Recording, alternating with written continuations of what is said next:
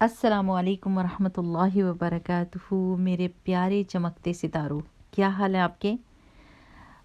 میری دل سے دعا ہے کہ اللہ سبحانہ و تعالیٰ آپ کے علم میں اضافہ کرے اور آپ کی نیکیوں میں اضافہ کرے، اور اللہ سبحانہ و تعالیٰ آپ کو متقین کا امام بنائے، نیک لوگوں کا امام بنائے، اور اللہ سبحانہ و تعالیٰ آپ کو ایک ایسی زندگی دے جس میں آپ کے پاس بہت مضبوط ایمان ہو، اور اللہ سبحانہ تعالیٰ آپ کے ذریعے بہت سے لوگوں کو یہ توفیق دے کہ وہ اپنے رب کے قریب ہو جائیں، آمین۔ میرے پیارے بچوں، ہم 25ویں سپارے پر پہنچ گئے ہیں، اور آج ہم نے سورہ شورا کی آیا نمبر 27 لی ہے۔ بہت ہی مزیدار، بہت ہی ضروری پیغام ہے اس کے بیچ میں ہمارے لیے۔ چلے پہلے آیت کو سنتے ہیں اور اس کے بعد انشاءاللہ اس کے بارے میں بات کریں گے۔ رب اشرح لی صدری ویسر لی امری واحلل عقدۃ من لسانی یفقہوا قولی ربنا زدنا علما، آمین۔ اعوذ باللہ من الشیطان الرجیم، بسم اللہ الرحمن الرحیم۔ وَلَوْ بَسَطَ اللَّهُ الرِّزْقَ لِعِبَادِهِ لَبَغَوْا فِي الْأَرْضِ وَلَكِن يُنَزِّلُ بِقَدَرٍ مَّا يَشَاءُ إِنَّهُ بِعِبَادِهِ خَبِيرٌ بَصِيرٌ۔ اس آیت کا مطلب ہے، اور اگر اللہ سبحانہ و تعالیٰ اپنے تمام بندوں کے لیے روزی کشادہ فرما دیتے تو وہ ضرور زمین میں سرکشی کرنے لگتے، لیکن وہ ضروریات کے اندازے کے ساتھ جتنی چاہتا ہے اتارتا ہے۔ بے شک اللہ سبحانہ و تعالیٰ اپنے بندوں کی ضرورتوں سے واقف ہے اور خوب دیکھنے والا ہے۔ پیارے بچوں، ایک بات ہم یہ سمجھ لیں کہ یہ جس دنیا میں ہم ہیں نا، یہ امتحان کی جگہ ہے، جہاں ہم نے بہترین طریقے سے امتحان میں کامیاب ہونے کی کوشش کرنی ہے۔ دنیا کے امتحان جو ہوتے ہیں نا، آپ کتاب سے جواب نہیں دیکھ سکتے، وہ آپ سے ساری بکس لے لیتے ہیں، ہے نا؟ مگر اللہ سبحانہ و تعالیٰ کا جو امتحان ہے وہ اس طرح آسان ہے کہ جب بھی کوئی سوال مشکل لگے آپ کو کتاب کھولنے کی اجازت ہے۔ جی ہاں، یہ اوپن بک ٹیسٹ ہے، ہر کوئی کسی بھی وقت کتاب کھول کر جواب دیکھ سکتا ہے۔ اور آپ کو پتہ ہے وہ کون سی کتاب ہے جس میں ہماری زندگی کے ہر سوال، ہر امتحان کا جواب اور مدد موجود ہے؟ جی ہاں، وہ قرآن ہے۔ اس زندگی کے امتحان کے بعد، یعنی جب بندہ بھرپور کوشش کر لے اور سچی اللہ تعالیٰ کے لیے نیت کرے، تو جب وہ اللہ سبحانہ و تعالیٰ کے پاس واپس جائے گا تو اسے انعام میں جنت ملے گی، جہاں کوئی امتحان نہیں، کوئی کام نہیں، کوئی ذمہ داری نہیں ہے۔ سبحان اللہ۔ دوسری بات جو ہم نے سمجھنی ہے وہ یہ کہ اب ہم اس امتحان میں آ گئے ہیں۔ ہم ہر وقت یہ واویلا نہیں مچا سکتے، رو نہیں سکتے کہ ہمیں اس امتحان میں کیوں ڈالا ہے۔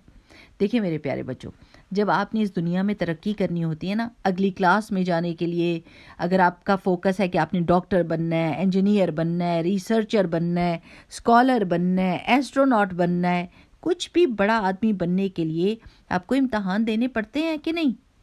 اور وہاں امتحان کے کمرے میں کھڑے ہو کر آپ یہ تو نہیں کہتے کہ میں یہاں کیوں، نہیں، بلکہ آپ جلدی جلدی ایک مقرر وقت جو آپ کو دیا گیا ہوتا ہے اس میں بہترین لکھائی اور سوالوں کے اچھے اچھے جواب لکھتے ہیں، وقت بالکل ضائع نہیں کرتے، حتیٰ کہ ادھر ادھر بھی نہیں دیکھتے کہ کچھ سوال ہم سے مس نہ ہو جائیں اور ہم فیل نہ ہو جائیں۔ اسی طرح میرے پیارے بچوں، یہ دنیا کی زندگی جو ہے نا، اللہ تعالیٰ نے ایک بہت ہی دلچسپ امتحان کے طور پر دی ہے۔ ہم فوکس ہو کر جو حالات ہماری زندگی میں آتے ہیں اس میں ہم پاس ہونے کی کوشش کرتے ہیں، اور بس یہ کہ ہم نے فضول میں وقت ضائع نہیں کرنا۔ ہمیں اللہ تعالیٰ پر مکمل یقین ہے کہ وہ ہمیں صرف وہی سوال دے گا ہماری زندگی میں جس میں ہم پاس ہو سکتے ہیں۔ اللہ تعالیٰ کو ہماری صلاحیت کا پتہ ہے۔ اللہ تعالیٰ نے فرمایا ایک جگہ پہ قرآن میں، لا یکلف اللہ نفسا الا وسعها، اللہ سبحانہ و تعالیٰ کسی پر وہ بوجھ نہیں ڈالتے جس کی اس میں ہمت نہ ہو۔ اچھا، اب آیت کی طرف آتے ہیں۔ اللہ تعالیٰ نے کہا ہے کہ اگر اللہ تعالیٰ سارے لوگوں کو ڈھیروں ڈھیر رزق دے دیتا تو وہ زمین میں فساد مچا دیتے، بغاوت کر دیتے۔ لہٰذا اللہ سبحانہ و تعالیٰ نے اندازہ مقرر کیا ہے کہ کس کو کتنا ملنا چاہیے۔ اللہ تعالیٰ بندوں کو خوب جانتا ہے اور اللہ تعالیٰ دیکھتا ہے اپنے بندوں کو۔ یہ ایک بہت ہی خوبصورت کانسیپٹ ہے اللہ سبحانہ و تعالیٰ کی حکمت کے بارے میں. اگر ہمیں یہ پتہ چل جائے تو ہم ہر وقت مطمئن رہیں اور خوش رہیں. ذرا تھوڑی دیر کے لیے سوچیں، اگر سارے لوگ اس دنیا کے ایک جیسے امیر ہو جاتے بادشاہوں کی طرح تو کوئی بھی ایک دوسرے کا کوئی کام نہ کرتا. بالکل صحیح بات ہے. ہر کوئی کہتا ہم تو اتنے امیر ہیں، ہمیں کسی کی ضرورت ہی نہیں. تو پھر جوتے کون بناتا، درزی کون بنتا، فیکٹری میں کون کام کرتا، باورچی کون بنتا، نان بائی کون بنتا، اور دکانیں کون چلاتا؟ کسی کو کسی کی ضرورت ہی نہ ہوتی تو پھر زندگی تو آگے نہیں نہ بڑھ سکتی تھی. لہٰذا اللہ سبحانہ و تعالیٰ نے رزق کو بانٹا ہے. کچھ لوگوں کو زیادہ رزق دیا ہے تاکہ وہ انویسٹ کریں، دوسرے لوگوں کو نوکری دیں، ان کو پیسے دیں اور ان سے کام لیں. اور کچھ لوگوں کو کم دیا ہے تاکہ وہ دوسرے کے لیے کام کر سکیں اور پیسہ کما سکیں. اب جس کے پاس زیادہ پیسہ ہوتا ہے اس کا بھی امتحان ہے کہ وہ پیسے کو کس طرح سے استعمال کرتا ہے. کہیں وہ زیادتی تو نہیں کرتا، کہیں وہ تکبر تو نہیں کرتا اور لوگوں پر ظلم تو نہیں کرتا. اور جن لوگوں کے پاس کم رزق ہے ان کا بھی امتحان ہے کہ وہ اللہ تعالیٰ پر کتنا یقین کر رہے ہیں. ان کو پتہ ہونا چاہیے کہ اللہ سبحانہ و تعالیٰ نے جتنا رزق دیا ہے اسی میں ان کی بھلائی ہے، اور انہوں نے اور بھی اللہ تعالیٰ کی رحمت کو تلاش کرنا ہے، لیکن ساتھ میں تسلی بھی رکھنی ہے کہ رزق کا بانٹنا اللہ سبحانہ و تعالیٰ کے ہاتھ میں ہے. اور اللہ تعالیٰ کے فیصلے اللہ تعالیٰ کی حکمت کی وجہ سے ہوتے ہیں، کیونکہ اللہ تعالیٰ جانتے ہیں نا. اب دیکھیے کہ اگر آپ ملینر ہیں، آپ کے پاس بہت سارے پیسے ہیں، لیکن آپ اپنا گھر تو نہیں بنا سکتے خود.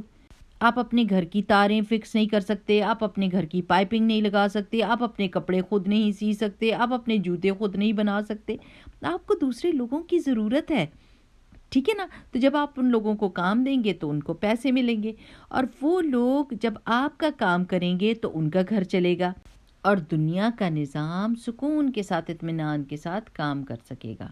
ایک بات میرے پیارے بچوں یاد رکھنی ہے، اور وہ یہ ہے کہ اللہ سبحانہ و تعالیٰ نے ہمیں اجازت دی ہے کہ ہم امیر بننے کی کوشش کریں حلال طریقے سے. ایک دفعہ رسول اللہ صلی اللہ علیہ وسلم نے فرمایا تھا، اور میں آپ کو اپنے الفاظ میں بتا رہی ہوں، کہ زیادہ دولت ایک مومن کے متقی کے ہاتھ میں کتنی پیاری چیز ہے، کیونکہ آپ کتنی ساری نیکیاں دولت کے ذریعے سے کر سکتے ہیں. لیکن آپ کی زندگی کا مقصد دولت حاصل کرنا نہیں ہونا چاہیے، بلکہ آپ کی زندگی کا مقصد یہ ہونا چاہیے کہ اللہ تعالیٰ مجھے رزق حلال دے تاکہ میں دوسروں کی مدد کر سکوں، تاکہ میں اور نیکیاں کما سکوں. اب میرا آپ سے سوال ہے کہ آپ یہ جاننا چاہتے ہیں کہ رزق میں برکت کیسے ہوتی ہے؟ میں آپ کو بتاؤں گی. ایک تو یہ کہ اللہ سبحانہ و تعالیٰ پر پکا ایمان رکھنا کہ اللہ تعالیٰ مجھے سب کچھ دے سکتا ہے. دوسرا، اللہ سبحانہ و تعالیٰ سے ڈرنا کہ کہیں میں تکبر والا بندہ نہ بن جاؤں. اور تیسری چیز، بار بار استغفار کرنا، بہت زیادہ اللہ تعالیٰ سے معافی مانگتے رہنا. اور چوتھی چیز، لوگوں کے ساتھ اپنے مال کو، اپنی دولت کو شیئر کرنا. جس وقت آپ بخیل ہوئے نا اور آپ نے اپنی دولت کو سنبھالنے کی کوشش کی اور لوگوں سے بچا کر رکھا، اسی وقت دولت کم ہو جاتی ہے. اور جس وقت آپ لوگوں کو دینے کی سوچتے ہیں اور لوگوں کی مدد کرنے کی سوچتے ہیں، اللہ سبحانہ و تعالیٰ آپ کے رزق میں اضافہ کر دیتا ہے. قرآن پاک میں ایک سخی بندے کی اور اس کے بچوں کی، اس کے بیٹوں کی کہانی ہے کہ وہ بندہ جو تھا وہ بہت ہی لوگوں کے ساتھ نیکیاں کیا کرتا تھا اور اپنے باغوں کے پھلوں کو لوگوں میں بانٹا کرتا تھا جس دن پھل کٹنے کا دن ہوتا تھا. جب وہ آدمی فوت ہو گیا تو اس کے بیٹوں نے کہا کہ وہ بخیل ہو گئے اور انہوں نے کہا کہ ہم اب کسی کو کچھ بھی نہیں دینے والے اور ان غریبوں کا کوئی بھی حصہ ہمارے مال میں نہیں ہے، اور ہم چپکے سے جائیں گے اور اپنے پھل سارے اتاریں گے درختوں سے اور بیچ کے امیر ہو جائیں گے. اسی دن کیا ہوا، بہت زیادہ طوفان آیا اور ان کے سارے باغ کے پھل تباہ اور برباد ہو گئے. انہوں نے فوراً اللہ تعالیٰ سے توبہ کی اور یہ مان لیا کہ ان کی نیت غلط تھی. ٹھیک ہے میرے پیارے بچوں، اب میں آپ سے یہ کہتی ہوں کہ آپ جائیں دنیا میں اپنے حلال رزق کو کمانے کی کوشش کریں. اللہ سبحانہ تعالیٰ آپ کو سب سے زیادہ امیر، سب سے زیادہ بہترین اور ایماندار تجارت کرنے والے لوگوں میں سے کرے. اللہ سبحانہ تعالیٰ آپ کو توفیق دے کہ آپ دوسروں کی مدد کریں اور دوسروں کے ساتھ اپنی دولت کو شیئر کریں جو ضرورت مند لوگ ہیں، اور ثابت کر دیں کہ آپ دولت کو اچھی طرح سے سنبھال سکتے ہیں اور عاجز رہتے ہوئے اور دوسروں کی مدد کرتے ہوئے۔ اللہ سبحانہ وتعالیٰ آپ کو بہت ساری برکتوں سے نوازے، آمین۔ اور وہ لوگ جو بہت زیادہ کوشش کرنے کے باوجود بھی امیر نہیں ہو سکتے، ان کو یہ تسلی رکھنی چاہیے اور قناعت کرنی چاہیے کہ اللہ سبحانہ وتعالیٰ جو بہترین ہے ہمارے لیے وہ اللہ تعالیٰ ہمیں دے رہا ہے، اور کوشش نہیں چھوڑنی، کوشش کرتے ہی رہنا ہے۔ اور اب میں آپ کو بہت ہی پیاری دعا سکھاؤں گی جو بہت ہی اچھی ہے ہر چیز کے لیے، اور وہ ہے اللہم ابسط علینا من برکاتک ورحمتک وفضلک ورزقک۔ او اللہ سبحانہ وتعالیٰ ہمارے بڑھا دے ہمارے اوپر اپنی برکتوں کو، رحمتوں کو، اپنے فضل کو اور اپنے رزق کو۔ چلیں یاد کرتے ہیں، اللہم ابسط علینا من برکاتک ورحمتک وفضلک ورزقک۔ اللہم ابسط علینا من برکاتک ورحمتک وفضلک ورزقک۔ اللہم ابسط علینا من برکاتک ورحمتک وفضلک ورزقک۔ بہت ہی پیاری دعا ہے۔ انشاءاللہ اللہ سبحانہ وتعالیٰ آپ سب کو کامیاب انسان بنائے دنیا اور آخرت میں۔ آپ دنیا میں بھی لوگوں کے ساتھ بھلائی کریں کھلے طریقے سے، اور اللہ تعالیٰ آخرت میں بھی آپ کو عزت والے لوگوں میں سے کرے، آمین آمین آمین۔ بارک اللہ فیکم، سبحانک اللہم و بحمدک، نشہد ان لا الہ الا انت، نستغفرک و نتوب الیک۔ السلام علیکم ورحمۃ اللہ وبرکاتہ۔